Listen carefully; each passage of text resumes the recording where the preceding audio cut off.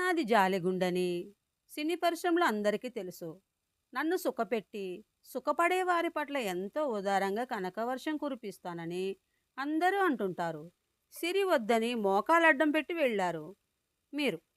అయినా దేహి అని అడుగుతున్నావు కాబట్టి నన్ను సుఖపెట్టి నీకు కావలసిన సహాయం అందుకో అంటూ సుభద్రను తన వైపుకు లాక్కున్నాడు ప్రసాద్. ప్రసాద్ గారు, ఏమిటిది? మీరు పూర్తిగా వావి వరుసలు కూడా మర్చిపోతున్నారు. ఇది మీకు తగని పని అంటూ కాస్త దూరంగా జరిగింది సుభద్ర. సానిదానికి కూడా వావి వరుసలుంటాయని ఇప్పుడు నీ నోటి నుంచి వింటున్నాను. శారీరక సుఖాలను అందించి డబ్బు సంపాదించడమే కదా మీ సానివారి వృత్తి ప్రవృత్తి. అందుకే మీ ఇంట ఆడపిల్ల పుడితే లక్ష్మీదేవే పుట్టిందని సంబరపడతారు. ఈ సినీ మాయా ప్రపంచంలో అందిన కాడికి అనుభవించడం, ఎదుటివారిని దోచుకోవడమే నాకు తెలుసు.